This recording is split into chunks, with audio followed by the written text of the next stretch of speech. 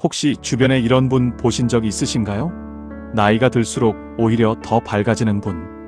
힘든 일이 있어도 금방 털고 일어나는 분. 자식한테 서운한 일이 생겨도 그날 저녁에는 이미 웃고 있는 분. 그분이 특별히 좋은 환경에 있는 것도 아닙니다. 돈이 넘치는 것도 아닙니다. 자식이 특별히 잘해주는 것도 아닙니다. 그런데 어딘가 다릅니다. 표정이 다르고 걸음이 다르고 말 한마디가 다릅니다. 나이를 먹을수록 삶이 무거워지는 사람이 있고 나이를 먹을수록 삶이 가벼워지는 사람이 있습니다. 그 차이는 어디서 오는 걸까요? 오늘 그 비밀을 함께 들여다보겠습니다. 끝까지 함께 하시면 여러분은 인생의 해답을 얻으시고 일상이 달라 보일 것입니다. 경기도 성남에 사는 김영자 씨, 올해 68살입니다. 평범한 한국 어머니입니다. 25에 결혼해서 남편 뒷바라지, 아이들 키우기, 시어머니 봉양까지 자신이 하고 싶은 것은 늘 나중에 하자고 미뤄왔습니다. 젊을 때는 아이들이 어려서, 나중에 아이들이 학교 갈 때는 바빠서, 나중에 아이들이 결혼하고 나서는 며느리 눈치가 보여서 나중에, 그 나중이 어느새 68이 됐습니다. 그런데 어느 봄날 오후였습니다. 큰아들이 전화를 했습니다. 엄마, 이번 주말에 등산 같이 가요. 오랫동안 기다려온 말이었습니다. 영자 씨는 반가운 마음에 얼른 말했습니다. 그래, 우리 어디로 등산 갈까? 그랬더니 아들이 말했습니다. 아, 엄마는 시간 많잖아요. 그냥 엄마가 알아봐줘요. 그 한마디였습니다. 어차피 엄마는 시간 많잖아요. 전화를 끊고 영자 씨는 한참 동안 소파에 앉아 있었습니다. 울컥하며 눈물이 주르르 흘렀습니다. 왜 우는지 처음에는 몰랐습니다. 그냥 눈물이 났습니다. 그러다 알았습니다. 시간이 많다는 것. 아들의 그 말이 왜 이렇게 가슴 아팠는지 모릅니다. 평생 가족을 위해 희생하고 참고 시간을 썼는데 이제 내 시간은 아들조차도 귀하게 여기지 않는다는 느낌이 들었기 때문이었습니다. 내 시간은 그냥 남는 것이고 남는 것이니까 아들이 원하는 것을 찾아봐 주면 되는 것이고. 영자 씨는 그날 밤 잠을 못 잤습니다. 그런데 그날이 영자 씨에게는 전환점이 됐습니다. 그 눈물이 무엇을 의미하는지 알게 되면서 영자 씨의 삶이 완전히 달라지기 시작했습니다. 오늘 이 이야기는 그 변화에 관한 이야기입니다. 자신이 가장 행복하다고 말한 사람들의 7가지 비밀. 자, 이야기 시작하겠습니다. 첫 번째 비밀, 부모가 행복해야 관계가 살아납니다. 많은 어르신들이 이렇게 생각합니다. 내가 희생해야 자식이 행복하다고. 내가 참아야 관계가 평화롭다고. 그런데 이것이 착각입니다. 아이러니입니다. 비행기를 타면 승무원이 하는 말이 있습니다. 긴급 상황에서 산소 마스크를 착용할 때 옆 사람보다 자신이 먼저 착용하라고요. 왜냐고요? 내가 쓰러지면 옆 사람도 도울 수 없기 때문입니다. 부모와 자식의 관계도 꼭 이렇습니다. 부모가 행복하지 않으면 자식도 진짜로 편할 수 없습니다. 부모가 억지로 웃는 것을 자식은 압니다. 엄마가 힘든데 괜찮다고 하는 것을 아이들은 느낍니다. 그 느낌이 자식을 불편하게 만들고 그 불편함이 자식이 연락을 줄이는 이유가 되기도 합니다. 부모가 행복해야 자식도 편해집니다. 부모가 자기 삶을 즐기고 있어야 자식이 부모에게 전화하고 싶어집니다. 영자 씨는 그날 이후 달라지기 시작했습니다. 아들이 알아봐 달라고 한 등산 코스. 영자 씨는 알아봤습니다. 그런데 아들에게 바로 보내지 않았습니다. 그 코스를 혼자 먼저 가봤습니다. 처음으로 혼자 산에 갔습니다. 정상에서 바라본 풍경이 아름다웠습니다. 사진을 찍었습니다. 그리고 아들에게 보냈습니다. 엄마가 먼저 가봤어. 여기 너무 좋더라. 같이 가자. 아들한테서 답장이 왔습니다. 엄마 혼자 가셨어요? 등산 다녀왔어. 대박. 다음 주에 같이 가요. 부모가 행복한 모습을 보면 자식이 따라옵니다. 행복은 전염됩니다. 두 번째 비밀, 사랑과 희생을 구분하십시오. 이것이 가장 중요한 이야기인지도 모릅니다. 사랑은 나를 지우는 것이 아닙니다. 많은 분들이 자식을 사랑하는 방식이 나를 없애는 것이라고 배워왔습니다. 내 것을 포기해야 사랑이고, 내가 불편해야 가족이 행복하고, 내가 참아야 관계가 유지된다고. 그런데 그것은 사랑이 아닙니다. 희생입니다. 그리고 희생은 오래 지속될 수 없습니다. 왜냐고요? 고무줄을 생각해 보세요. 고무줄은 어느 정도 늘어나는 것이 정상입니다. 그런데 너무 세게, 너무 오래 당기면 어떻게 됩니까? 끊어집니다. 한번 끊어진 고무줄은 다시 붙지 않습니다. 관계도 꼭 이렇습니다. 너무 희생하면 어느 순간 내가 끊어집니다. 더 줄 수 있는 힘이 없어집니다. 그리고 그 끊어짐이 때로는 갑자기 옵니다. 아무 이유도 없이 눈물이 나는 것, 말 한마디에 무너지는 것, 그것이 바로 고무줄이 끊어지기 직전의 신호입니다. 영자 씨가 아들의 그 한마디에 그렇게 무너진 것이 바로 그 신호였습니다. 수십 년 동안 너무 당겨온 고무줄이 거의 끊어지려 했던 것입니다. 브로니 에어는 오랜 기간 임종을 앞둔 사람들을 돌본 호스피스 간호사입니다. 그분이 기록한 책에서 사람들이 가장 많이 한 후회의 말이 있습니다. 나 자신에게 진실한 삶을 살았더라면, 남의 기대에 맞춰 살지 않고 내가 원하는 삶을 살았더라면, 그 후회를 여러분은 하지 않으셔도 됩니다. 아직 늦지 않았습니다. 사랑은 나를 지우는 것이 아닙니다. 나를 지키면서 주는 것입니다. 그것이 진짜 사랑입니다. 세 번째 비밀, 편리한 부모가 되지 마십시오. 이 말이 처음에는 냉정하게 들릴 수 있습니다. 그런데 들어보시면 그렇지 않습니다. 편리한 부모란 무엇입니까? 언제든지 불러도 오는 부모, 어떤 부탁도 들어주는 부모, 자신의 일정을 자식 일정에 맞춰 바꾸는 부모. 그 부모가 자식에게 편리합니다. 처음에는 자식이 고마워합니다. 그런데 시간이 지나면 당연해집니다. 어차피 엄마는 시간 많잖아요. 라는 말이 나오는 것이 바로 이 순간입니다. 심리학에서 경계라는 개념이 있습니다. 어려운 말 같지만 이것도 비유로 설명해 드릴게요. 난로를 생각해 보세요. 난로는 따뜻합니다. 그런데 너무 가까이 가면 어떻게 됩니까? 탑니다. 반대로 너무 멀리 있으면 어떻게 됩니까? 춥습니다. 적당한 거리가 있어야 따뜻합니다. 사람과 사람의 관계도 꼭 이렇습니다. 너무 밀착하면 서로 상처를 줍니다. 너무 멀면 관계가 식습니다. 적당한 거리, 그것이 경계입니다. 경계가 있는 부모는 자식에게 더 소중한 존재가 됩니다. 항상 있는 것은 귀한 줄 모릅니다. 가끔 없을 때 비로소 소중함을 알게 됩니다. 영자 씨는 그 뒤로 바뀌었습니다. 아들이 주말에 오겠다고 하면 예전에는 토요일 아침부터 청소하고 음식 준비를 시작했습니다. 이제는 자신이 하고 싶은 것을 먼저 확인합니다. 토요일 오후에 친구와 약속이 있으면 아들에게 말합니다. 일요일 점심에 와라. 처음에 아들이 좀 당황했습니다. 엄마가 바빠요. 그 말이 영자 씨에게는 이상하게 힘이 됐습니다. 내가 바빠도 된다는 것. 내 시간이 귀해도 된다는 것.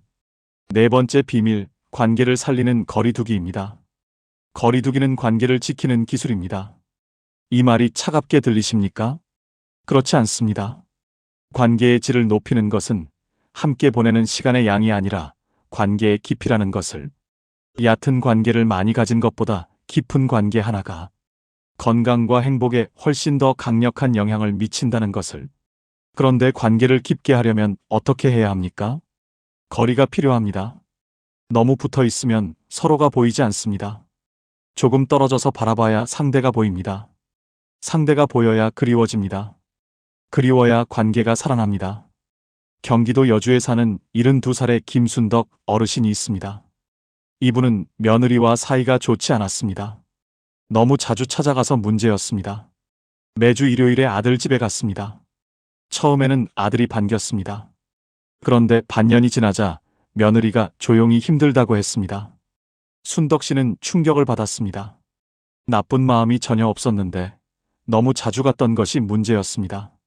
그 뒤로 순덕 씨는 한 달에 한 번만 가기로 했습니다. 처음에는 섭섭했습니다. 그런데 한 달에 한 번 가는 날이 되니까 며느리가 반겨줬습니다. 아이들도 외할머니 온다고 좋아했습니다. 이전에는 그냥 오는 사람이었는데 이제는 기다려지는 사람이 됐습니다. 거리가 그리움을 만들었고 그리움이 관계를 살렸습니다. 다섯 번째 비밀, 오래된 감정의 빚을 탕감하십시오. 사과받지 못한 것, 이제 내가 먼저 놓아드립니다. 충남 공주에 사는 이말순 씨는 가을 오후 다락방을 정리하다가 30대에 쓴 일기장을 발견했습니다. 첫 장을 펼쳤더니 이런 글이 있었습니다. 오늘도 참았다. 시어머니한테도 참고, 남편한테도 참고, 아이들한테도 참고, 돈을 아끼느라 혼자 부엌에서 묽은 콩나물국에 밥을 말아 먹으며 눈물이 주르르 흘렀다. 나는 언제쯤 내 마음대로 살 수 있을까? 그 문장 앞에서 말순 씨는 한참 멍하니 멈췄습니다.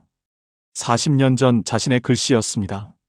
손이 가늘게 떨렸습니다. 페이지를 몇 장 더 넘겼습니다. 오늘 또 울었다. 왜 우는지도 모르겠다. 그냥 눈물이 났다. 말순 씨는 그 문장에서 더 이상 넘기지 못했습니다.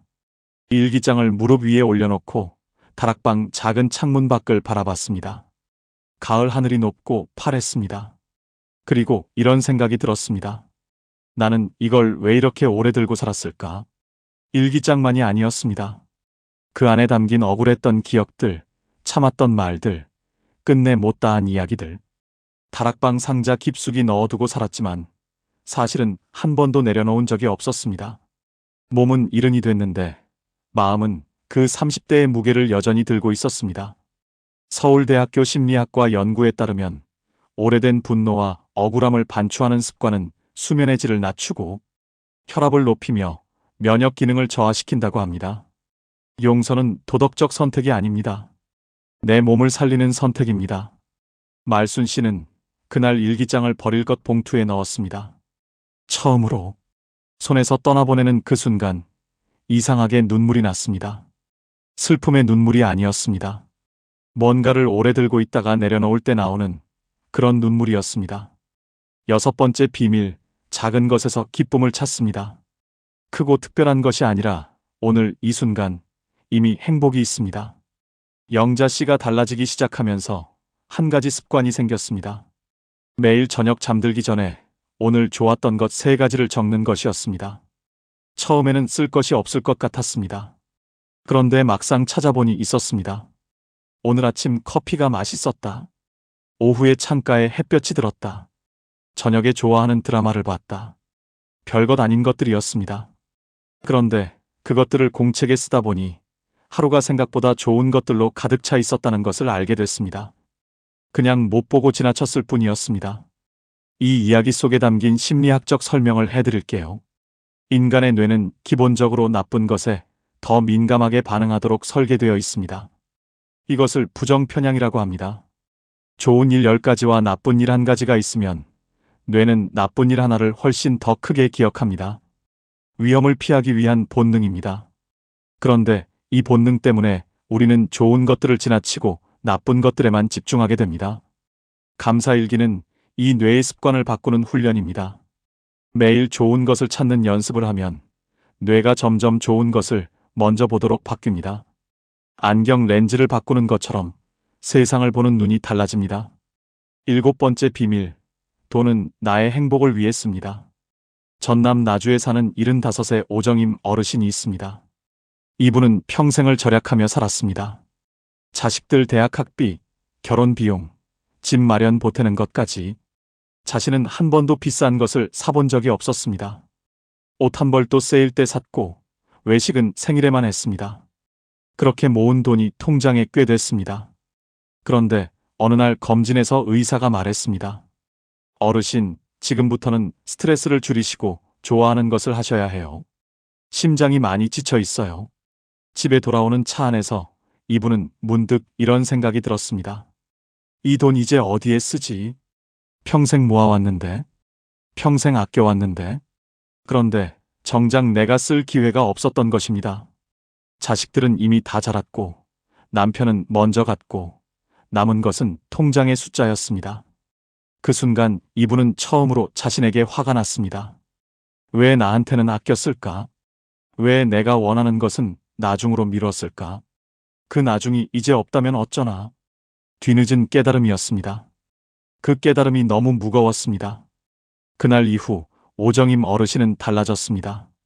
오랫동안 가고 싶었던 전통 찻집에 혼자 들어갔습니다. 제일 좋은 차를 시켰습니다. 손이 떨렸습니다. 이런데 혼자 들어와도 되는지 몰랐습니다. 그런데 차 한 잔이 나왔을 때, 그 향기가 코끝에 닿았을 때 이분의 눈에 눈물이 맺혔습니다. 왜 이렇게 오래 걸렸을까? 이게 이렇게 좋은 것인데? 에픽테토스는 말했습니다. 당신에게 일어나는 일이 당신을 만드는 것이 아니다. 그 일에 어떻게 반응하느냐가 당신을 만든다. 그리고 쇼펜하우어는 말했습니다. 인생의 목적은 결국 즐거움이다. 남이 아닌 나를 위한 삶이 진짜 삶이다. 이 두 말이 오늘 이야기의 전부입니다. 내게 일어난 일들, 희생했던 세월, 무시받았던 순간들. 그것이 나를 만든 것이 아닙니다.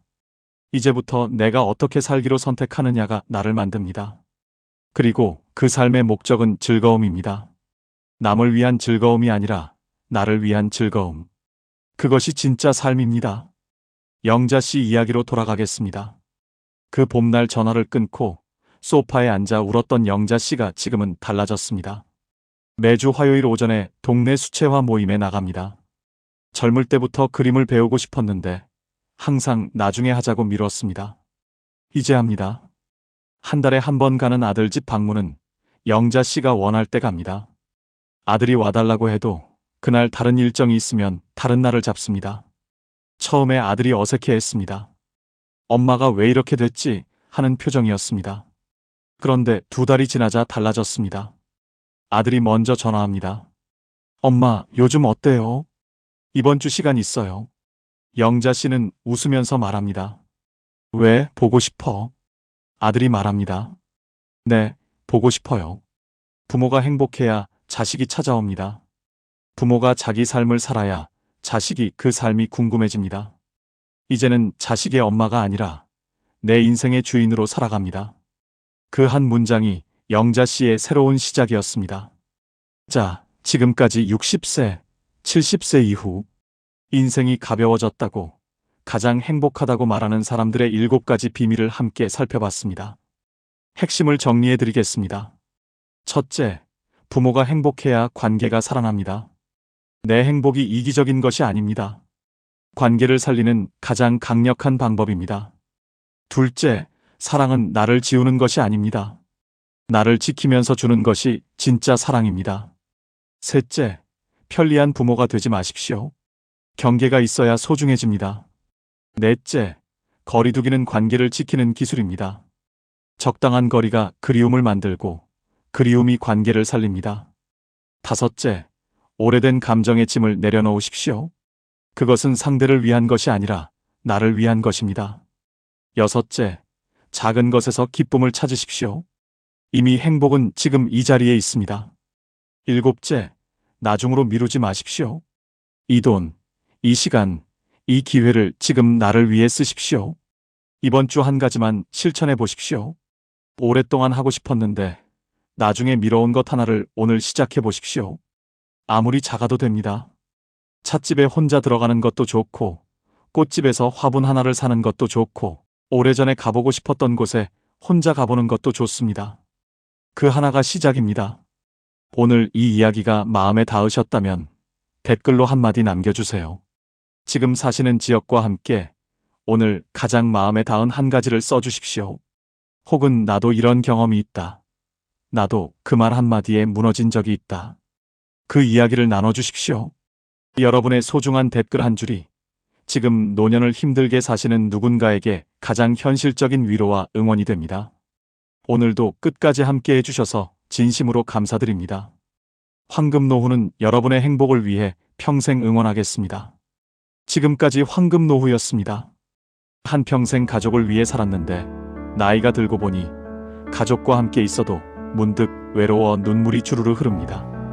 아무 이유도 없이 밥상 앞에서, 거실에서, 손자들이 떠드는 소리 속에서 내가 왜 이러나 싶어 얼른 고개를 돌리셨던 적이 있으십니까?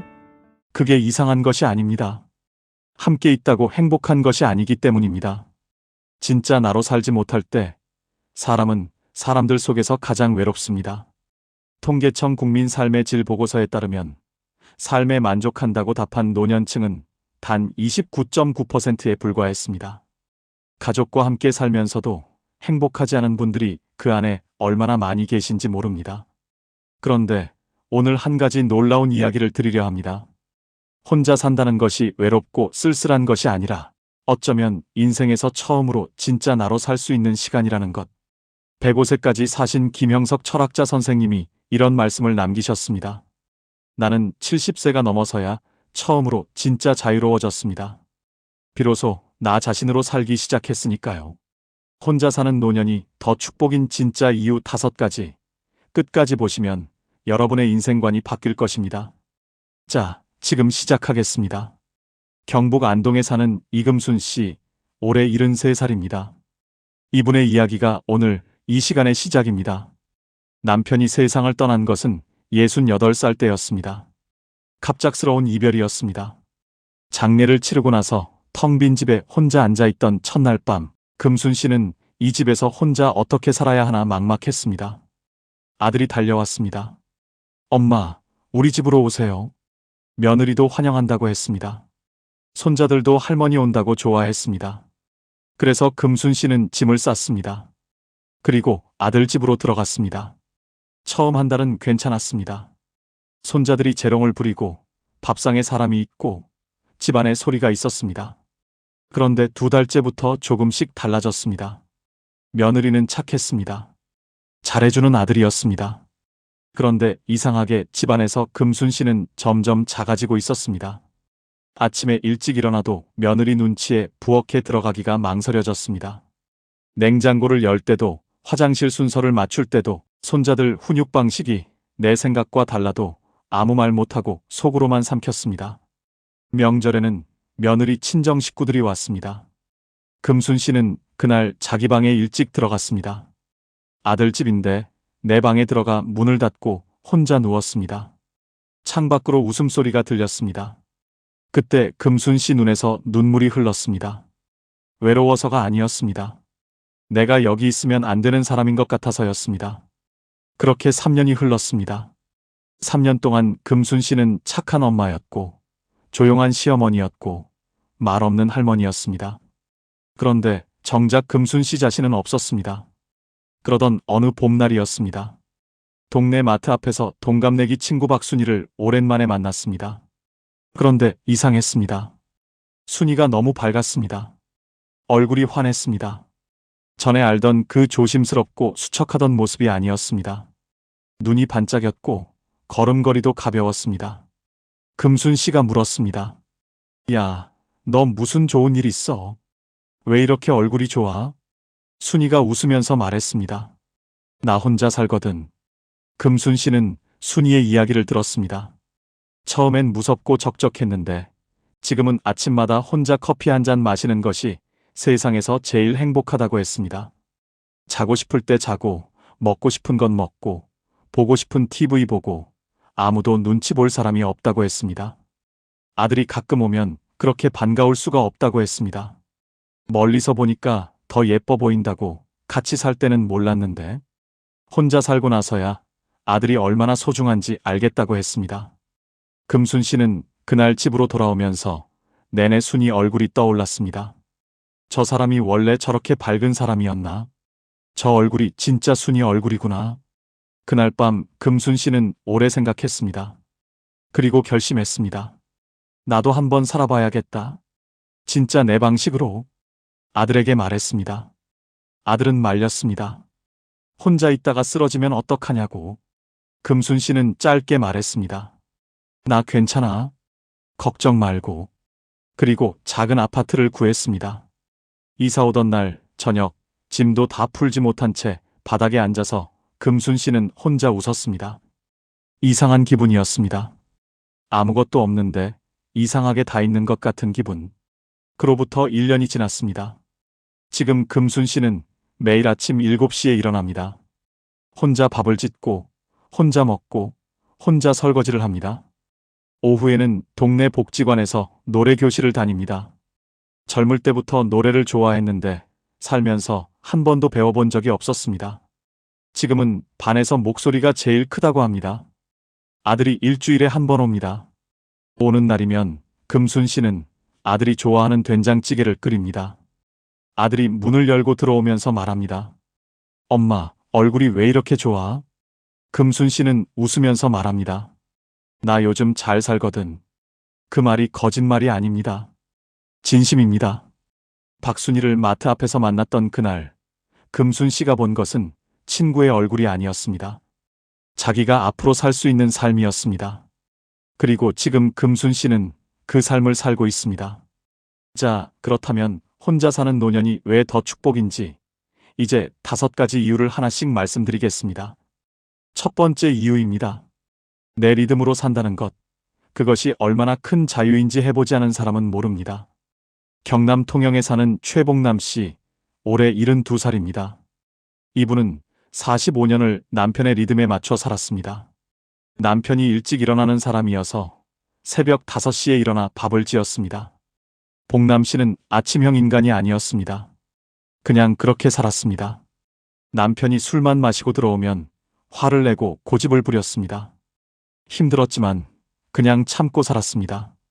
자상한 말 한마디 안 해주는 사람이어서 늘 외로웠지만 그냥 그렇게 살았습니다. 45년을. 남편이 세상을 떠난 뒤 처음 혼자 맞이한 아침, 봉남 씨는 7시에 일어났습니다. 새벽 5시가 아니라 7시에 냉장고를 열어 좋아하는 나물을 꺼냈습니다. 국을 끓이지 않았습니다. 그냥 나물 몇 가지에 밥 한 공기. 밥상을 차려놓고 앉았는데 이상하게 눈물이 났다고 합니다. 슬픔의 눈물이 아니었습니다. 이게 내가 좋아하는 아침이었구나 하는 눈물이었습니다. 45년 만에 처음으로 내가 먹고 싶은 것을 내가 먹고 싶은 시간에 먹은 것입니다. 내 리듬으로 산다는 것은 단순히 편한 것이 아닙니다. 그것은 자신을 되찾는 일입니다. 누군가에게 맞추며 살다 보면 어느 순간 내가 원래 어떤 사람이었는지를 잊게 됩니다. 나는 아침형인가 저녁형인가? 나는 조용한 것이 좋은가 시끌벅적한 것이 좋은가? 나는 국을 좋아하는가 나물을 좋아하는가? 이 사소한 것들이 사실은 나라는 사람의 본질입니다. 혼자 산다는 것은 그 본질을 다시 만나는 시간입니다. 이것이 사치처럼 느껴지신다면 50년 가까이 남의 리듬에 맞춰 사신 분이라면 이제 내 리듬을 찾는 것은 사치가 아니라 회복입니다. 혹시 지금 혼자 사시면서 이 자유가 왠지 미안하게 느껴지시는 분이 계십니까? 괜찮습니다. 미안하지 않아도 됩니다. 그 자유가 바로 여러분이 오랫동안 받아야 했던 것입니다. 두 번째 이유입니다. 관계가 오히려 더 깊어집니다. 매일 보면 당연해지고 당연해지면 소중함을 잊습니다. 충북 청주에 사는 윤말숙 씨, 올해 70살입니다. 이분은 5년 전까지 딸 가족과 함께 살았습니다. 딸이 직장에 다니는 동안 손자 둘을 봐줬습니다. 가까이 있으니 좋을 것 같았습니다. 그런데 가까이 있을수록 작은 것들이 쌓였습니다. 손자들이 말을 안 들으면 딸이 곁에서 한마디를 했습니다. 엄마가 너무 받아주지 마세요. 그 한마디가 마음에 걸렸습니다. 반찬을 만들어줘도 아이들이 안 먹으면 왠지 서운했습니다. 딸과 사위가 사소한 다툼을 해도 눈에 보이니 마음이 무거웠습니다. 모든 것이 너무 가까이 있으면 경계가 무너집니다. 그리고 경계가 무너지면 관계도 서서히 닳습니다. 윤말숙 씨는 결국 분가를 결심했고 지금은 버스로 30분 거리의 작은 아파트에 혼자 삽니다. 놀라운 일이 생겼습니다. 딸이 더 자주 연락을 합니다. 손자들이 할머니 집에 오고 싶다고 조릅니다. 함께 밥을 먹을 때가 전보다 훨씬 더 따뜻합니다. 윤말숙 씨는 이렇게 말합니다. 같이 살 때는 딸이랑 매일 봤는데 왜 그렇게 서먹했는지 몰라요. 지금은 일주일에 한 번 보는데 볼 때마다 반가워요. 같이 사는 것이 사이를 가깝게 하지 않습니다. 보고 싶을 때 보는 것이 사이를 가깝게 합니다. 매일 보면 당연해집니다. 당연해지면 감사함이 사라집니다. 감사함이 사라지면 관계는 서서히 식습니다. 반면 거리가 생기면 만남이 소중해집니다. 전화 한 통이 반가워집니다. 같이 먹는 밥 한 끼가 특별해집니다. 일본의 저명한 노년학자 히노하라 시게아키 박사는 말했습니다. 가장 건강한 노년의 관계는 적당한 거리에서 깊은 온기를 주고받는 것이다. 가까이 있되 붙어 있지 않는 것. 그것이 오히려 더 오래, 더 깊게 사랑할 수 있는 방법입니다. 지금 혼자 사시면서 자식과 멀어지는 것 같아 불안하신 분이 계십니까? 멀어지는 것이 아닙니다. 더 오래 사랑할 수 있는 거리를 만드는 것입니다. 세 번째 이유입니다. 혼자 있어야 비로소 나를 만납니다. 소음이 없어야 내 안의 소리가 들립니다. 전북 전주에 사는 임순예 씨, 올해 69살입니다. 이분은 평생 조용히 살았습니다. 말이 많은 편이 아니었고 혼자 있는 것을 좋아했지만 그럴 틈이 없었습니다. 아이들이 있었고 남편이 있었고 시댁 식구들이 있었고 이웃들이 있었습니다. 집안에 늘 누군가가 있었고 늘 무언가를 해야 했습니다. 혼자가 된 첫 해는 솔직히 힘들었습니다. 집이 너무 조용했습니다. 밥을 혼자 먹는 것이 적적했습니다. TV를 켜놓고 소리라도 들어야 덜 외로웠습니다. 그런데 1년이 지나면서 달라지기 시작했습니다. 그 조용함이 조금씩 편안해졌습니다. 소음이 없어지자 오랫동안 들리지 않던 소리가 들리기 시작했습니다. 내 안의 소리였습니다. 어릴 때 좋아했던 뜨개질이 다시 하고 싶어졌습니다. 결혼하고 나서는 손댈 시간이 없었는데 문득 실과 바늘이 그리워졌습니다. 동네 문화센터에 뜨개질 수업이 있다는 걸 알고 등록했습니다. 처음에는 손이 서툴렀습니다. 그런데 코를 하나씩 떠가는 동안 마음이 차분해지는 것을 느꼈습니다. 3달 뒤에는 손자에게 줄 목도리를 완성했습니다. 손자가 그 목도리를 목에 두르고 학교에 가는 모습을 보면서 임순례 씨는 오랫동안 느끼지 못했던 뿌듯함을 느꼈습니다. 이분은 말합니다. 혼자 있으니까 내가 뭘 좋아하는지 알겠더라고요. 사람들이 많을 때는 그런 생각 자체를 못했어요. 심리학에서는 이것을 자기인식이라고 합니다. 자신이 무엇을 좋아하고 무엇을 싫어하고 무엇을 할 때 살아있다는 느낌이 드는지를 아는 것. 그런데 이 자기인식은 혼자 있는 시간이 있어야 자랍니다. 늘 누군가와 함께 있고 늘 무언가를 해야 하는 환경에서는 자신을 들여다볼 틈이 없습니다. 혼자 사는 노년은 그 틈이 생기는 시간입니다. 어쩌면 인생에서 처음으로 진짜 나 자신을 만날 수 있는 시간입니다. 오랫동안 묻어두었던 것이 있으십니까? 젊을 때 하고 싶었지만 미뤄온 것이 있으십니까?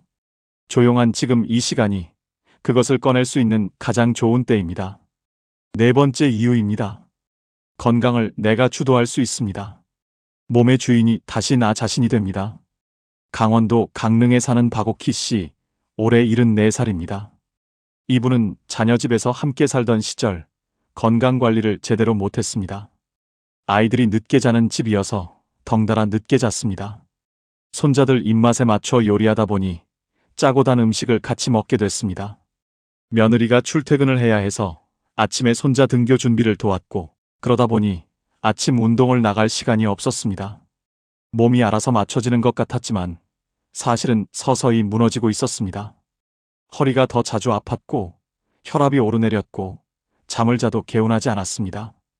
혼자 나와 살기 시작하면서 가장 먼저 한 일은 수면 시간을 고정한 것이었습니다. 10시에 자고 6시에 일어났습니다. 아무도 방해하지 않았습니다. 두 번째로 한 일은 밥상을 바꾼 것이었습니다. 짠 것을 줄이고 채소를 늘리고 좋아하는 나물을 마음껏 먹었습니다. 세 번째로 한 일은 아침 산책이었습니다. 매일 아침 6시 반에 집을 나서서 해변을 30분씩 걸었습니다. 강릉 바다는 계절마다 다른 얼굴을 가지고 있었습니다. 1년이 지나자 허리 통증이 줄었습니다. 혈압이 안정됐습니다. 아침에 일어나면 개운했습니다. 주치의가 물었습니다. 요즘 뭘 달리하셨어요? 수치가 많이 좋아졌네요. 박옥희 씨는 말했습니다. 혼자 살기 시작했어요. 세계보건기구가 발표한 건강한 노화 지침에 따르면 규칙적인 수면, 균형 잡힌 식사, 꾸준한 신체 활동이 노년 건강을 결정하는 가장 핵심적인 3가지라고 합니다. 그런데 이 3가지는 모두 내가 스스로 결정할 수 있을 때 가능합니다. 누군가에게 맞춰 살면 이 3가지 중 하나도 제대로 지키기 어렵습니다. 혼자 산다는 것은 내 몸의 주인이 다시 나 자신이 된다는 것입니다. 지금 여러분의 하루에서 수면과 식사와 운동을 스스로 결정하고 계십니까? 그 3가지를 내 손으로 챙기는 것, 그것이 가장 현실적인 건강 비결입니다. 5번째 이유입니다. 외로움과 고독은 다릅니다. 그리고 고독을 즐길 줄 아는 사람이 가장 단단합니다. 대전에 사는 한미숙 씨, 올해 71살입니다. 혼자 살기 시작한 첫 해, 주변 사람들이 자꾸 물었습니다. 외롭지 않아요? 그 말이 처음에는 걱정으로 들렸지만 나중에는 이상하게 들렸습니다. 외로움과 혼자 사는 것은 같은 말이 아니었기 때문입니다. 한미숙 씨는 생각해 봤습니다. 외로움을 가장 많이 느꼈던 때가 언제였나? 놀랍게도 가장 외로웠던 때는 혼자 있을 때가 아니었습니다. 사람들 속에 있는데 아무도 나를 진짜로 봐주지 않는다고 느꼈던 순간들이었습니다. 북적이는 명절 상 앞에서 혼자 밥을 먹는 것 같았던 날들. 많은 사람들 사이에 있는데 내 이야기를 하는 사람은 아무도 없던 날들. 그때가 가장 외로웠습니다. 반면 혼자 있을 때의 고요함은 달랐습니다. 그것은 비어있는 느낌이 아니라 채워지는 느낌이었습니다. 좋아하는 음악을 들으며 차를 마실 때, 창밖의 빗소리를 들으며 책을 읽을 때, 아무 말 없이 그냥 앉아 하늘을 바라볼 때, 그 시간들이 오히려 자신을 더 풍성하게 만들었습니다. 철학자 쇼펜하우어는 이런 말을 남겼습니다. 자기 자신과 함께 있는 것을 즐길 줄 아는 사람만이 진정한 자유를 가진 사람이다. 고독은 텅 빈 것이 아닙니다. 고독은 나 자신으로 가득 찬 상태입니다. 외로움은 타인이 없어서 생기는 고통이지만 고독은 나 자신이 있어서 누리는 충만함입니다. 한미숙 씨는 지금도 혼자 삽니다. 그리고 이렇게 말합니다. 처음엔 혼자 사는 게 쓸쓸할 줄 알았어요. 근데 지금은 이 시간이 제일 소중해요. 드디어 나랑 친해진 것 같거든요. 지금 혼자 사시면서 외롭다는 느낌이 드신다면 한번 여쭤보고 싶습니다. 그것이 사람이 없어서 외로운 건지 아니면 아직 나 자신과 친해지지 않아서 어색한 건지. 나 자신과 친해지는 데는 시간이 걸립니다. 그런데 한번 친해지고 나면 혼자 있는 시간이 두렵지 않습니다. 오히려 그 시간이 가장 편안해집니다. 정약용 선생은 18년의 유배 생활 동안 홀로 강진 땅에 머물렀습니다. 가족과 떨어져, 벗들과 떨어져 홀로 있는 그 시간에 선생은 무너지지 않았습니다. 오히려 500여 권의 책을 쓰며 자신의 가장 깊은 곳을 만났습니다. 선생이 남긴 글 중에 이런 구절이 있습니다. 홀로 있는 시간이 있어야 사람은 비로소 자신을 알 수 있다. 홀로 있되 외롭지 않은 것. 그것이 사람이 도달할 수 있는 가장 높은 경지다. 오늘 말씀드린 5가지는 결국 하나로 이어집니다. 혼자 산다는 것은 외면당하는 것이 아닙니다. 비로소 나 자신을 향해 돌아오는 것입니다. 내 리듬을 되찾고 더 깊은 관계를 만들고 나를 발견하고 내 몸을 돌보고 고독 속에서 충만해지는 것. 그것이 혼자 사는 노년이 가진 조용하지만 강한 힘입니다. 이금순 씨는 오늘도 아침 7시에 혼자 밥상을 차립니다. 좋아하는 된장찌개에 나물 반찬. 아무도 눈치 볼 사람이 없습니다. 창밖으로 햇살이 들어옵니다. 금순 씨는 혼자 밥을 먹으면서 혼자 웃습니다. 마트 앞에서 순이를 만났던 그날, 저 사람처럼 살 수 있을까 했는데 지금 자기가 딱 그 모습이라는 걸 압니다. 오늘 5가지 이야기를 함께 들으셨습니다. 핵심을 3가지로 정리해 드리겠습니다. 첫째, 혼자 사는 것은 외면이 아니라 회복입니다. 내 리듬을 되찾고 나를 다시 발견하는 시간입니다. 둘째, 관계는 거리가 생겨야 더 깊어집니다. 보고 싶을 때 보는 관계가 매일 보는 관계보다 더 따뜻합니다. 셋째, 외로움과 고독은 다릅니다. 나 자신과 친해지는 연습을 하십시오. 그것이 가장 단단한 노년의 힘입니다. 이번 주 안에 실천할 작은 숙제를 2가지 드리겠습니다. 첫째, 오늘 저녁 조용히 혼자 앉아 내가 요즘 진짜 즐거운 것이 무엇인지 종이에 적어보십시오. 거창하지 않아도 됩니다. 뜨개질이어도 좋고 라디오 듣기여도 좋고 산책이어도 좋습니다. 그것이 여러분이 다시 찾아야 할 나 자신의 단서입니다. 둘째, 자녀에게 전화할 때 먼저 이렇게 말해보십시오. 나 요즘 잘 지내. 보고 싶으면 와. 기다리는 사람이 아니라 잘 살고 있는 사람으로 먼저 서십시오. 자녀가 더 자주, 더 반갑게 올 것입니다.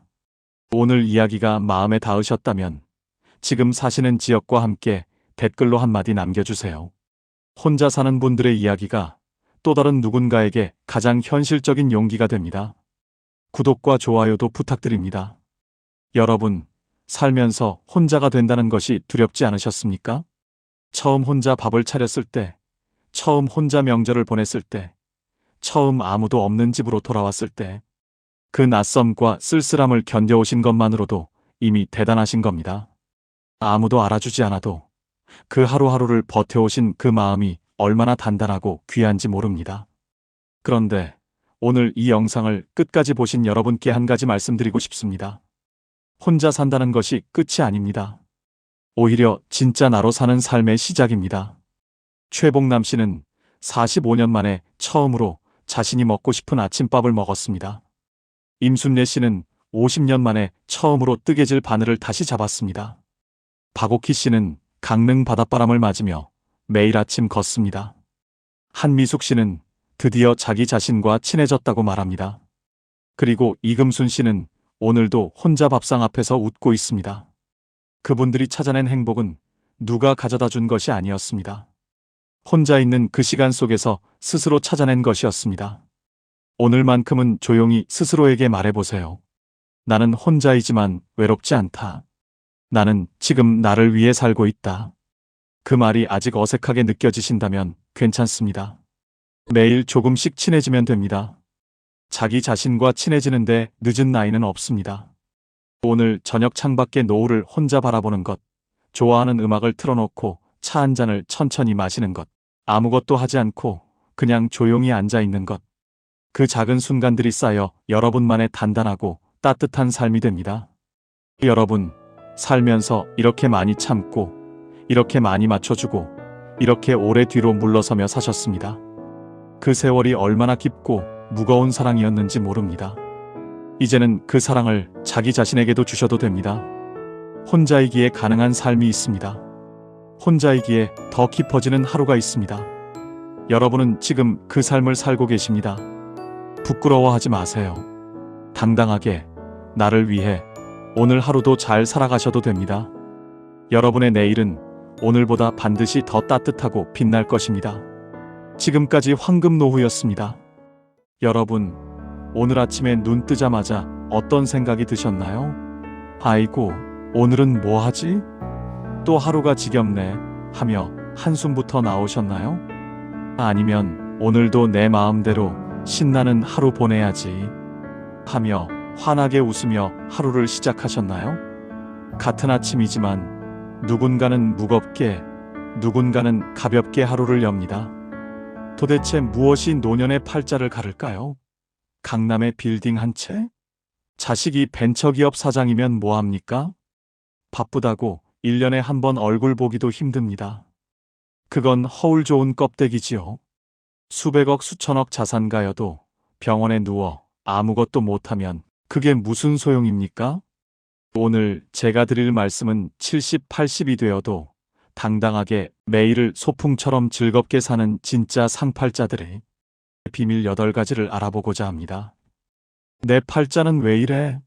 하시는 분은 오늘 이야기를 끝까지 들어보세요. 영상이 끝날 때쯤 인생의 해답을 얻으시고 여러분의 인생이 달라 보일 겁니다. 자, 팔자 좋은 사람의 8가지 비밀 시작하겠습니다. 첫 번째, 죽을 때까지 내 집에서 사는 사람입니다. 여러분, 이게 얼마나 큰 축복인지 아십니까? 제가 아는 분 중에 이런 분이 계셨습니다. 70대 후반의 김할머니라는 분인데요. 서울 변두리에 작은 빌라 한 채를 가지고 계셨어요. 평수로 치면 15평도 안 되는 정말 아담한 집이었죠.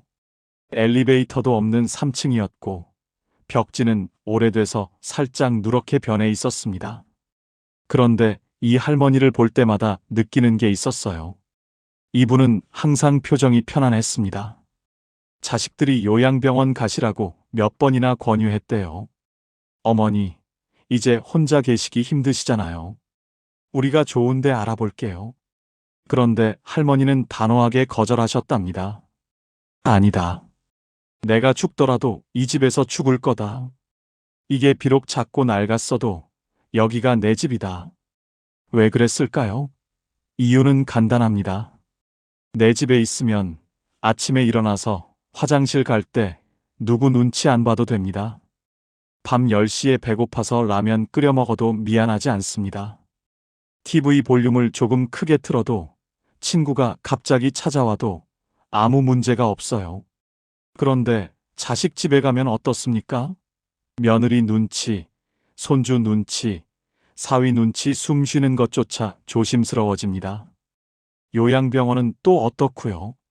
아무리 좋은 시설이라 해도 거긴 내 집이 아닙니다. 정해진 시간에 밥 먹고 정해진 시간에 자야 하고 내 마음대로 할 수 있는 게 하나도 없지요. 그래서 말씀드립니다. 내 집이라는 건 단순히 건물 한 채를 의미하는 게 아닙니다. 그건 자유입니다. 존엄입니다. 권력입니다. 아무리 작아도 아무리 낡아도 내 명의로 된 집 한 채가 있다는 것. 그곳에서 내가 하고 싶은 대로 살 수 있다는 것. 이게 바로 노년의 첫 번째 팔자입니다.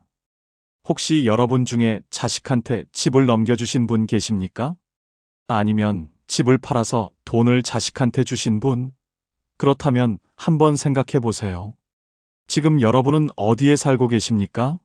자식이 마련해준 집에 살고 계시다면 그게 과연 진짜 내 집일까요? 물론 효자 효녀들이야 부모님 모시는 걸 당연하게 여기겠지만 문제는 여러분의 마음입니다. 아무리 자식이 잘해줘도 내 명의가 아니면 마음 한구석이 늘 불편합니다. 내가 여기 있어도 되나 이런 생각이 자꾸 들거든요. 저는 어르신들한테 항상 이렇게 말씀드립니다. 집은 마지막까지 절대 넘기지 마세요. 그게 여러분의 생명줄입니다. 조금 강한 표현 같지만 이게 현실입니다. 내 집이 있어야 자식들 앞에서도 당당할 수 있고 내 인생의 마지막까지 주도권을 쥘 수 있습니다. 김할머니는 결국 그 작은 빌라에서 85세까지 사시다가 어느 봄날 아침 편안하게 돌아가셨습니다. 자식들이 발견했을 때 할머니는 당신이 평생 좋아하시던 베란다 자리에 앉아 계셨대요. 창문 너머로 아침 햇살이 쏟아지는 그 자리에서 말이지요. 장례식장에서 들은 이야기인데 할머니의 큰딸이 이렇게 말씀하시더군요. 어머니는 평생 당신이 원하는 대로 사셨어요. 마지막까지도요. 그게 어머니가 우리한테 주신 가장 큰 선물이에요. 내 집. 그게 얼마나 큰 축복인지 혹시 여러분은 생각해 보신 적이 있으신가요? 두 번째, 매달 꼬박꼬박 나오는 연금이 있는 사람입니다. 이게 정말 중요합니다. 왜냐하면 돈이라는 게 나이 들수록 단순히 물질적 가치를 넘어서거든요. 그건 자존심이고 자유이고 때로는 관계를 지키는 방패막이가 되기도 합니다. 제가 아는 두 분의 어르신 이야기를 해드리겠습니다. 비슷한 나이, 비슷한 환경인데 삶의 질이 완전히 다른 두 분이었어요. 한 분은 박할아버지, 평생 공무원으로 일하시다 정년 퇴임하신 분입니다. 매달 200만 원 정도의 연금이 나오셨지요. 또 한 분은 이 할아버지, 자영업을 하시다가 80 가까이 되어 은퇴하신 분인데 연금이 없으셨습니다. 자식들이 한 달에 50만 원씩 용돈을 드렸어요. 겉으로 보기엔 박할아버지가 돈이 더 많으니까 당연히 더 여유롭겠지 생각하실 겁니다. 맞습니다. 그런데 여기엔 돈의 액수보다 더 중요한 차이가 있었어요. 바로 누구 이름으로 나오는 돈인가 하는 겁니다. 박할아버지는 매달 20일이 되면 본인 통장으로 연금이 들어왔습니다.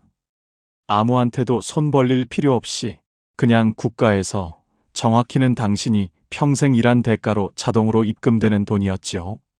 할아버지는 그 돈으로 마트에서 장도 보시고 가끔 친구들 만나면 밥도 사시고 손주들한테 용돈도 주셨습니다. 누가 뭐라 하지 않아도 당신이 원하는 대로 쓰셨어요. 반면 이 할아버지는 어땠을까요? 매달 첫째 주 일요일 자식들이 모이는 날이면 큰아들이 봉투를 건네주었습니다. 아버지, 이번 달 용돈이요. 그 순간 할아버지 표정이 어땠는지 아십니까? 고맙긴 한데 어딘가 모르게 기가 죽어 보이셨어요. 봉투를 받으면서 고맙다, 고맙다 연신 말씀하시는데 그 고마움 뒤에 미안함이 묻어 있었습니다. 자식들도 억지로 주는 건 아니었지만 이 할아버지는 늘 눈치가 보이셨던 거지요. 더 안타까운 건 이 할아버지는 그 50만 원을 쓰는 것조차 조심스러워 하셨다는 겁니다. 애들이 번 돈인데 하시면서 본인 몸이 아파도 병원 가는 걸 미루시고 친구 만나는 것도 자제하셨어요. 돈의 액수가 문제가 아니었습니다. 내 돈이 아니라 자식 돈이라는 생각 때문에 그 돈을 쓸 때마다 마음의 빚이 쌓였던 겁니다. 여러분, 이게 연금의 힘입니다. 연금은 단순히 생활비가 아닙니다. 그건 노년의 자존심을 지켜주는 강력한 무기예요. 내 이름으로 나오는 돈이 있다는 것, 그래서 자식한테 손 안 벌려도 된다는 것, 이게 얼마나 큰 위안인지 모릅니다. 그래도 자식이 효자인데 뭐 어때요? 자식한테 받으면 되지. 이렇게 생각하실 수도 있습니다. 물론 그럴 수도 있지요. 하지만 말입니다. 아무리 효자라도 그 돈을 받을 때마다 부모 마음 한구석은 불편합니다. 사람이란 게 원래 그렇습니다. 베푸는 사람보다 받는 사람이 더 마음이 무겁거든요. 특히 나이 들면 자식한테 짐이 되고 싶지 않은 게 부모 마음 아니겠습니까? 그래서 제가 감히 말씀드립니다. 여러분이 지금 50대, 60대 초반이시라면 연금 준비를 꼭 하세요. 국민연금이든 개인연금이든 뭐든 상관없습니다. 중요한 건 매달 자동으로 나오는 돈을 만들어 놓는 겁니다. 그게 80대의 여러분을 지켜줄 겁니다. 그리고 이미 70대, 80대가 되신 분들, 혹시 지금 자식들한테 용돈 받고 계신가요?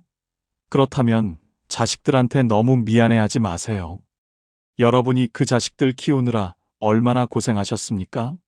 밤낮으로 일하고 끼니 걸으면서 학원비 댔고 아플 때도 참으면서 자식들 입혔고 먹였잖아요. 그러니 지금 받는 용돈은 빚을 받는 게 아니라 그저 당연한 되갚음일 뿐입니다. 하지만 그럼에도 불구하고 내 이름으로 나오는 돈이 있는 사람은 그렇지 않은 사람보다 마음이 훨씬 가볍습니다. 지갑이 두둑해야 마음도 두둑해지는 법이니까요. 세 번째, 혼자서도 기가 막히게 잘 노는 사람입니다.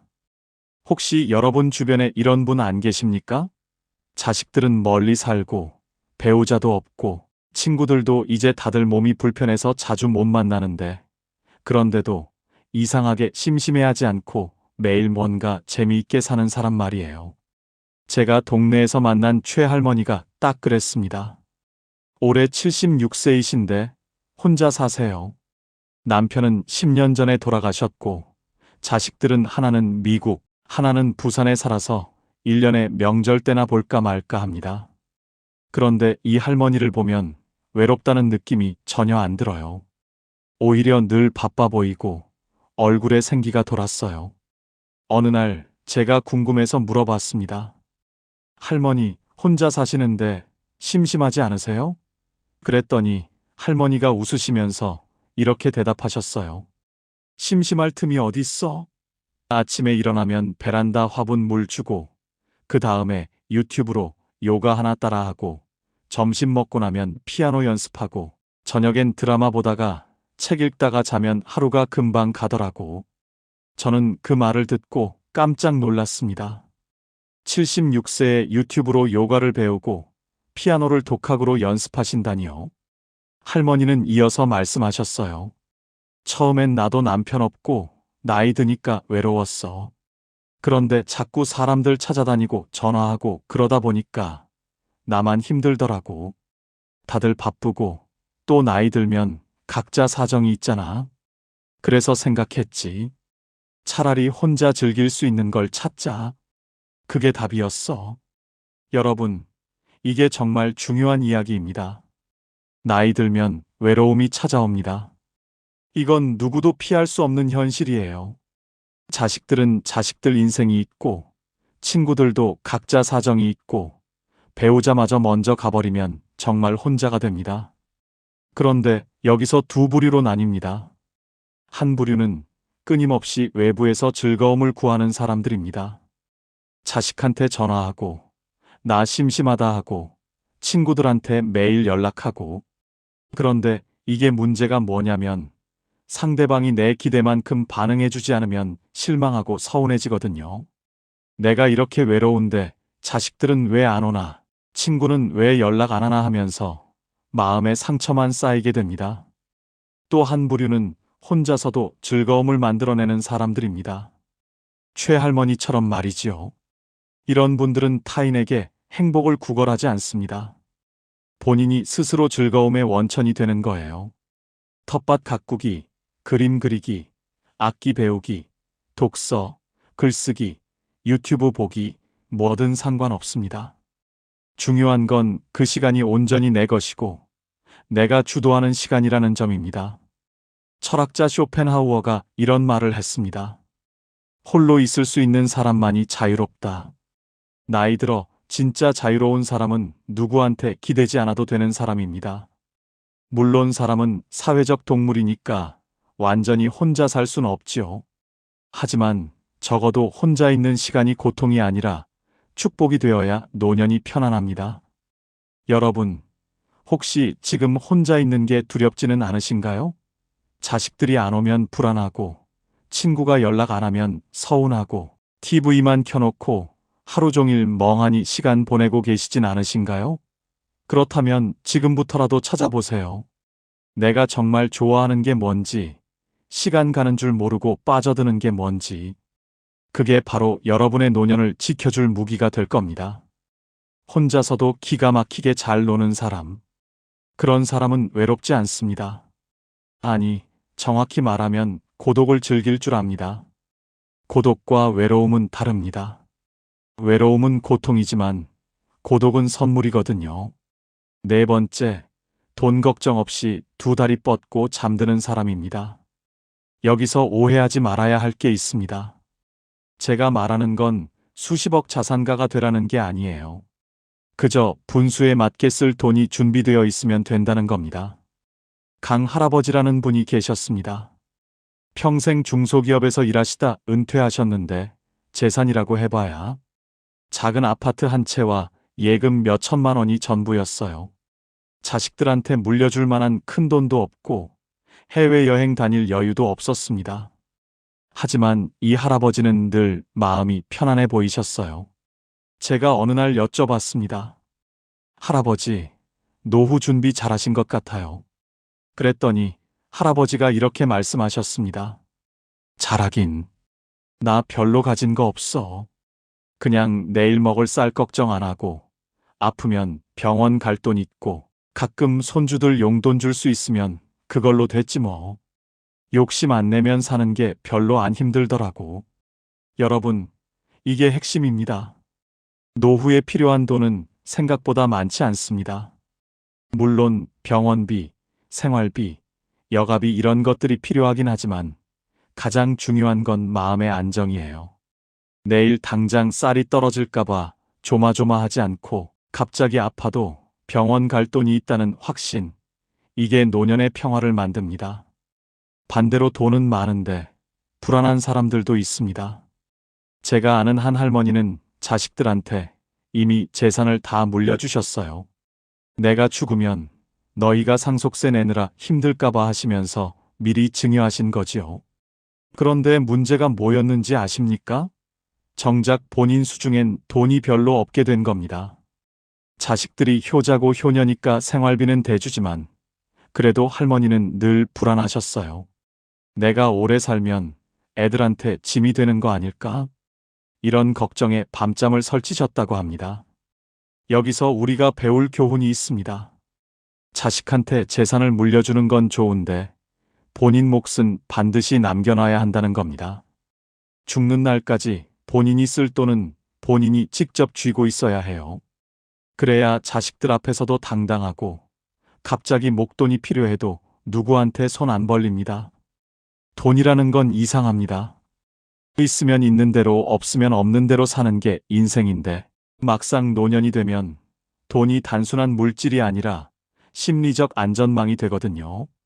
통장에 찍힌 숫자가 많고 적음을 떠나서 나 지금 괜찮아. 당분간 걱정 없어. 이렇게 생각할 수 있느냐 없느냐가 삶의 질을 완전히 바꿔놓습니다. 그래서 말씀드립니다. 여러분이 지금 60대, 70대 초반이시라면 자식한테 미리 다 주지 마세요. 집도 그렇고 현금도 그렇고 최소한 본인이 90세, 100세까지 살 거 생각하고 넉넉하게 남겨두세요. 자식들이 아버지, 어머니, 증여하면 세금 절약돼요. 이렇게 말할 수도 있는데 절대 속지 마세요. 세금 아끼려다가 노년의 자존감 잃으면 그게 무슨 소용입니까? 강 할아버지는 지금도 그 작은 아파트에서 편안하게 사십니다. 자식들한테 물려준 건 없지만 자식들이 오히려 할아버지를 더 존중합니다. 왜냐하면 할아버지는 아직도 경제적으로 독립적이시거든요. 돈 달라고 안 하고 오히려 명절 때마다 용돈을 주시니까 자식들 입장에서도 부담 없고 편한 겁니다. 여러분, 돈 걱정 없이 두 다리 뻗고 잔다는 게 뭔지 아십니까? 밤에 누워서 내일 뭘 먹지? 병원비는 어떡하지? 자식한테 또 손 벌려야 하나? 이런 생각 안 하는 겁니다. 그냥 편안하게 눈 감고 오늘도 괜찮았어. 내일도 괜찮을 거야. 이렇게 생각하며 잠드는 겁니다. 5번째, 내 몸이 내 말을 잘 듣는 사람입니다. 이게 정말 중요합니다. 아무리 돈이 많아도, 아무리 자식이 잘나도 내 몸을 내가 제어할 수 없으면 행복하기 어렵습니다. 조 할아버지라는 분이 계셨어요.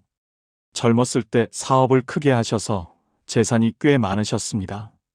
서울에 아파트도 여러 채 있고 자식들도 다 잘 컸어요. 그런데 70대 중반에 중풍이 오셨습니다. 왼쪽 몸이 마비되면서 걷지도 못하고 말도 어눌해지셨어요. 자식들이 좋은 요양병원에 모시고 간병인도 붙여드렸지만 할아버지 표정은 늘 어두웠습니다. 어느 날 제가 병문안을 갔더니 할아버지가 눈물을 글썽이시면서 이렇게 말씀하시더군요.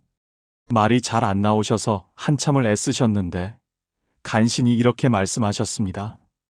돈이 소용없더라. 화장실도 혼자 못 가는데 그 말을 듣고 저는 가슴이 먹먹했습니다. 평생 돈 벌느라 고생하시고 자식들 잘 키우시고 이제 편하게 사실 나이인데 정작 본인 몸을 본인이 컨트롤할 수 없으니 모든 게 무의미해진 겁니다. 반대로 윤 할머니는 어떠셨는지 말씀드리겠습니다. 올해 82세이신데 재산은 별로 없으세요. 작은 전셋집에서 혼자 사시는데 이 할머니는 매일 아침 30분씩 산책을 하십니다. 무릎도 좀 안 좋고 허리도 가끔 아프시지만 그래도 지팡이 짚고 천천히 동네 한 바퀴 도시는 겁니다. 그리고 집에 와서 혼자 밥 해 드시고 청소하시고 빨래하시고 모든 걸 혼자 하세요. 제가 물어봤습니다. 할머니, 힘드시지 않으세요? 할머니가 웃으시면서 말씀하셨어요. 힘들긴 한데 그래도 내 몸이 내 말을 들으니까 다행이지. 요새 내 또래들 보면 다들 누워 지내거나 휠체어 타고 다니는데 나는 비록 느려도 내 발로 걷잖아. 그게 얼마나 큰 행운인지 몰라. 여러분, 이게 노년의 진실입니다. 건강이 전부는 아니지만 건강 없이는 아무것도 의미가 없습니다. 아무리 좋은 집에 살아도 침대에서 못 일어나면 무슨 소용이고 아무리 맛있는 음식이 있어도 씹지 못하면 무슨 의미가 있겠습니까? 아무리 자식들이 효자라 해도 본인이 화장실도 혼자 못 가면 얼마나 서럽고 창피하겠습니까? 그래서 지금부터라도 여러분 몸을 아끼셔야 합니다. 젊었을 때는 몸이 튼튼해서 조금 무리해도 금방 회복되지만 나이 들면 한번 망가진 몸은 다시 돌이키기 힘듭니다. 무릎이 아프면 무리하지 말고 허리가 안 좋으면 쉬고 당뇨가 있으면 음식 조절하고 고혈압이 있으면 약 꼬박꼬박 챙겨 드시고 나 이제 늙었는데 뭐 건강관리를 해? 이렇게 포기하시는 분들이 계시는데 절대 그러지 마세요. 70대도 80대도 지금부터 관리하면 달라집니다. 물론 젊었을 때처럼 팔팔하게 되진 않겠지만 적어도 내가 하고 싶은 걸 내 몸으로 할 수 있는 상태는 유지할 수 있습니다. 윤 할머니는 82세에도 본인이 먹고 싶은 반찬을 직접 만들어 드시고 청소하시고 빨래하시고 산책도 하십니다. 물론 예전처럼 빠르게 못 하시고 중간중간 쉬면서 하시지만 그래도 본인이 직접 하신다는 게 중요합니다. 그게 자존감을 지켜줍니다. 나 아직 쓸모 있어. 아직 할 수 있어. 이런 생각이 노년을 버티게 해주는 힘이거든요. 내 몸이 내 말을 잘 듣는 사람. 비록 여기저기 쑤시고 아파도 그래도 내가 원하는 대로 움직일 수 있다면 그것만으로도 엄청난 축복입니다. 6번째, 부탁하지 않아도 되는 사람입니다. 나이 들수록 가장 서러운 순간이 언제인지 아십니까? 바로 누군가에게 뭔가를 부탁해야 할 때입니다. 장할머니라는 분이 계셨습니다. 혼자 사시는데 어느 날 은행에 가셔야 할 일이 있으셨대요.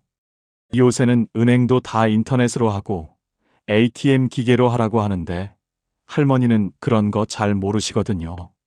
그래서 딸한테 전화하셨습니다. 애야, 미안한데 내일 시간 좀 내서 은행 좀 같이 가줄 수 있니? 딸은 당연히 그럼요. 엄마하고 흔쾌히 대답했지만 할머니는 전화 끊고 나서 한숨을 쉬셨대요.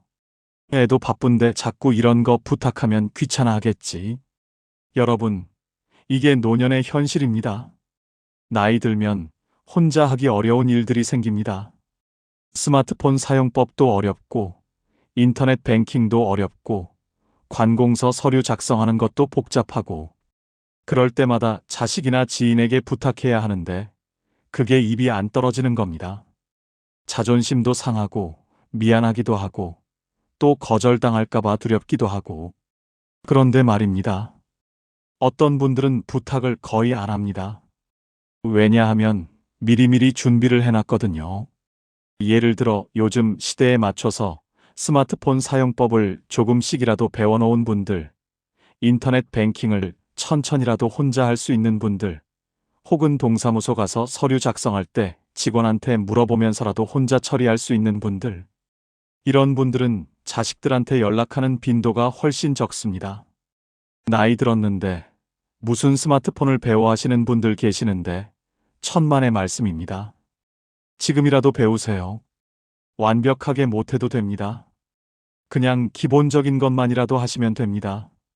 전화 걸기, 문자 보내기, 사진 찍기, 유튜브 보기, 은행 앱에서 잔액 확인하기. 이 정도만 하셔도 자식한테 부탁할 일이 절반으로 줍니다. 그리고 또 하나 중요한 게 있습니다. 병원 갈 때예요. 나이 들면 병원 갈 일이 많아지는데 그때마다 자식한테 병원 같이 가자 하면 자식들도 부담스럽습니다. 물론 큰 수술이나 중요한 진료는 당연히 함께 가야겠지만 단순히 약 타러 가거나 정기검진 받으러 갈 때는 혼자 가실 수 있으면 좋습니다. 택시 타고 병원 가서 진료받고 약 타고 다시 집에 오는 거.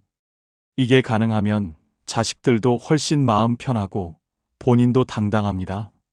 물론 모든 걸 혼자 다 하라는 게 아닙니다. 도움이 정말 필요할 땐 당연히 부탁하셔야지요. 하지만 부탁을 최소화할 수 있는 능력, 그게 노년의 자존감을 지켜줍니다. 나 아직 혼자 할 수 있어. 아직 쓸모 있어. 이런 생각이 우리를 젊게 만들거든요. 부탁하지 않아도 되는 사람. 누군가에게 고맙지만 미안하지 않은 노후. 이게 6번째 팔자입니다. 7번째, 오늘 하루를 이유 없이 만족하는 사람입니다. 이게 사실 가장 어려우면서도 가장 중요한 팔자일지도 모릅니다. 여러분, 혹시 요즘 이런 생각하시진 않으신가요? 오늘 뭐 특별한 일도 없었는데 그냥 평범하게 밥 먹고 TV 보고 그렇게 하루가 갔네 그러면서 왠지 허전하고 공허한 느낌. 뭔가 의미 있는 일을 해야 할 것 같은데 막상 하루를 돌아보면 별로 한 게 없는 것 같고 이런 마음 말입니다. 그런데 정할아버지는 다르셨습니다. 올해 78세이신데 이분은 특별한 취미도 없고 큰 계획도 없으세요.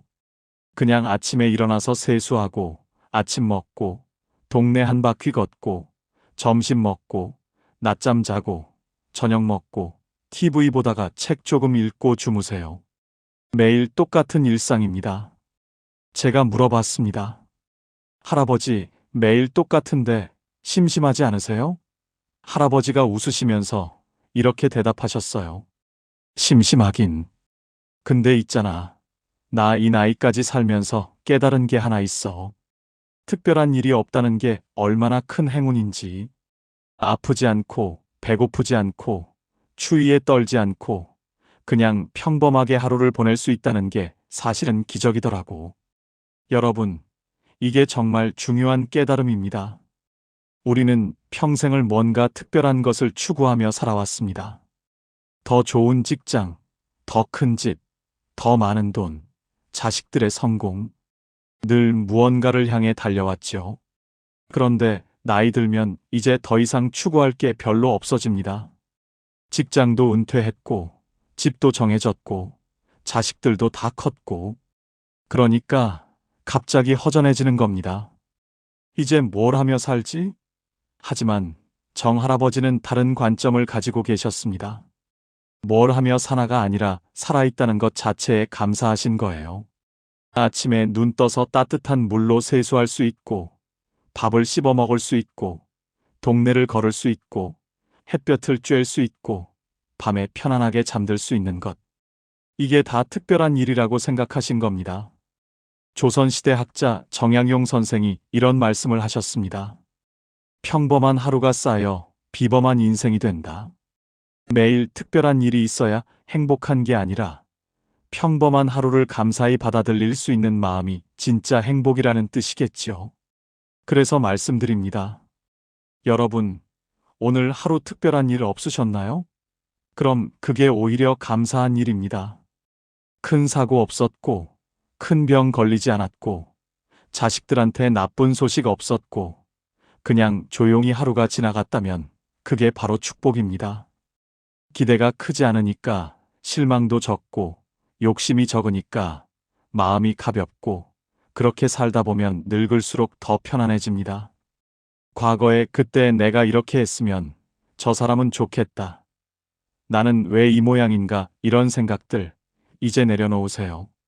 그런 생각들이 우리를 늙게 만듭니다. 비교하고 후회하고 부러워하는 그 순간 우리는 지금 이 순간을 놓치게 됩니다.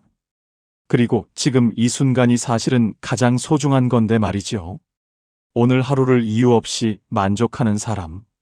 특별한 이벤트 없어도 따뜻한 밥 한 끼, 햇볕 드는 오후, 조용한 밤이면 오늘도 괜찮다고 말할 수 있는 사람입니다. 마지막 8번째, 정리할 줄 아는 사람입니다. 이건 좀 냉정하게 들릴 수도 있는데 사실은 매우 중요한 이야기입니다. 홍할머니라는 분이 계셨습니다. 이분은 평생 친구 관계를 매우 소중히 여기신 분이었어요. 젊었을 때부터 친구들과 자주 만나고 연락하고 모임도 열심히 참석하셨죠. 그런데 70대 중반이 되면서 할머니는 점점 피곤해지기 시작하셨습니다. 왜냐하면 친구들 중에 몇 분은 할머니를 만날 때마다 자기 자식 자랑만 하시고 또 몇 분은 늘 부정적인 이야기만 하셨거든요. 우리 며느리가 얼마나 못됐는지 아냐? 요새 세상 정말 살기 힘들어. 나 요즘 이것저것 다 아파서 죽을 것 같아. 만날 때마다 이런 이야기만 듣다 보니 할머니는 친구 만나고 나면 오히려 기분이 안 좋아졌습니다. 어느 날 할머니가 결심을 하셨습니다. 이제 나도 나이 들었는데 힘든 관계까지 억지로 유지할 필요 없겠다. 그래서 조용히 서서히 연락을 줄이기 시작하셨어요. 먼저 전화 안 하고 모임 참석도 빼기 시작하고 처음엔 좀 미안하고 불안하셨대요. 내가 너무 이기적인 건가? 친구들이 서운해하면 어떡하지? 그런데 시간이 지나니까 오히려 마음이 편해지더랍니다. 지금 할머니는 진짜 편한 친구 2~3명하고만 연락하며 지내십니다. 만나면 서로 기분 좋아지고 웃음이 나오고 헤어질 때 아쉬운 그런 친구들이요. 할머니가 말씀하시더군요. 나이 들수록 사람은 많을수록 좋은 게 아니더라. 편한 사람만 남아야 해. 외로움보다 더 사람을 늙게 만드는 건 억지 관계에서 오는 피로야. 여러분, 이게 정말 현명한 말씀입니다. 우리는 어렸을 때부터 친구는 많을수록 좋다, 인간관계가 중요하다 이런 말을 들으며 자랐습니다. 물론 틀린 말은 아니에요. 하지만 나이 들면 이야기가 달라집니다. 체력도 떨어지고 시간도 한정되어 있는데 굳이 불편한 관계까지 유지하면서 스트레스 받을 필요가 없는 겁니다. 불편한 관계란 무엇일까요? 만나고 나면 기분이 안 좋아지는 사람, 늘 나한테 뭔가를 요구하는 사람, 내 이야기는 안 듣고 자기 이야기만 하는 사람, 나를 깎아내리거나 비교하는 사람. 이런 사람들은 과감히 정리하셔야 합니다. 나이 들어서까지 그런 사람들한테 에너지 쏟을 여유가 없습니다. 그래도 오랜 친구인데 어떻게 그렇게 하냐 하실 수도 있습니다. 물론 오랜 인연이 소중하긴 하지요. 하지만 여러분, 오래 안다고 해서 꼭 좋은 관계는 아닙니다. 오히려 오래된 관계일수록 서로 습관적으로 상처 주고받는 경우도 많거든요. 그런 관계라면 정리하는 게 서로에게 좋을 수도 있습니다. 그렇다고 싸우거나 절교 선언할 필요는 없습니다. 그냥 조용히 연락을 줄이면 됩니다. 먼저 전화 안 하고, 모임 참석 안 하고, 그렇게 자연스럽게 멀어지면 됩니다. 처음엔 미안하고 불안할 수 있는데, 조금 지나면, 아, 이게 편하구나 하는 걸 느끼실 겁니다. 그리고 중요한 건 사람을 정리한다고 해서 외로워지는 게 아니라는 겁니다. 오히려 정리하고 나면 진짜 소중한 사람들이 보입니다. 만나면 편하고 웃음이 나오고 서로 힘이 되는 그런 사람들 말이지요. 그런 사람 한두 명만 있어도 노년은 외롭지 않습니다. 연락이 줄어도 불안하지 않은 사람, 혼자여도 초조하지 않은 사람, 불편한 관계는 조용히 내려놓을 줄 아는 사람. 이런 사람은 이미 팔자를 다 타고난 사람입니다. 자, 여러분. 지금까지 나이 들어 세상에서 가장 팔자 좋은 사람의 8가지 특징에 대해 말씀드렸습니다. 다시 한번 정리해 볼까요? 첫째, 죽을 때까지 내 집에서 사는 사람. 둘째, 매달 꼬박꼬박 나오는 연금이 있는 사람. 셋째, 혼자서도 기가 막히게 잘 노는 사람. 넷째, 돈 걱정 없이 2다리 뻗고 잠드는 사람. 다섯째, 내 몸이 내 말을 잘 듣는 사람. 여섯째, 부탁하지 않아도 되는 사람. 일곱째, 오늘 하루를 이유 없이 만족하는 사람. 여덟째, 사람을 정리할 줄 아는 사람. 혹시 여러분은 이 중에서 몇 가지나 가지고 계신가요? 8개 다 가지고 계시다면 축하드립니다. 여러분은 이미 최고의 팔자를 타고난 분입니다. 4개나 5개 정도 가지고 계시다면 그것도 충분히 훌륭합니다. 완벽한 사람은 없으니까요. 그리고 만약 하나도 없다고 느끼신다면 걱정하지 마세요. 지금부터라도 하나씩 만들어 가시면 됩니다. 중요한 건 말입니다. 이 8가지는 사실 돈이나 지위로 살 수 있는 게 아니라는 겁니다. 이건 태도이고 선택이고 마음가짐입니다. 내 집에서 산다는 건 결국 독립적으로 살겠다는 의지고, 연금이 있다는 건 미리 준비했다는 거고, 혼자 잘 논다는 건 스스로를 사랑한다는 거고, 돈 걱정 없이 잔다는 건 분수를 안다는 거고, 몸이 말을 듣는다는 건 평소에 관리했다는 거고, 부탁 안 한다는 건 자립심이 있다는 거고, 하루에 만족한다는 건 감사할 줄 안다는 거고, 사람을 정리한다는 건 용기가 있다는 겁니다. 결국 이 모든 건 나를 존중하고 나를 지키는 삶으로 귀결됩니다. 나이 들수록 남한테 기대지 않고 남과 비교하지 않고 내 방식대로 당당하게 사는 것. 이게 진짜 팔자 좋은 사람의 모습입니다. 여러분, 오늘 이 이야기를 들으시면서 혹시 마음에 와닿는 부분이 있으셨나요? 아니면 나도 저렇게 살고 싶다 하는 생각이 드셨나요? 그렇다면 오늘부터 작은 것 하나라도 시작해 보세요. 집 정리하기, 연금 알아보기, 혼자 할 수 있는 취미 찾기, 작은 돈이라도 모으기, 산책 시작하기, 스마트폰 배우기, 오늘 하루에 감사하기, 불편한 사람과 거리 두기, 뭐든 좋습니다. 나이 든다는 건 끝이 아니라 새로운 시작입니다. 더 이상 남을 위해 살지 않아도 되는, 오롯이 나를 위해 살 수 있는 시간이거든요. 그러니 부디 여러분의 노년이 비교와 후회가 아닌 평화와 감사로 채워지길 바랍니다. 오늘 이야기가 여러분의 마음에 작은 위로가 되었다면 구독과 좋아요로 저에게 힘을 보태주시면 감사하겠습니다. 친구와 지인들에게 카톡으로 많이 공유해주세요. 여러분 모두 노년의 팔자 좋은 사람으로 사시길 진심으로 응원합니다. 지금까지 황금노후였습니다. 감사합니다.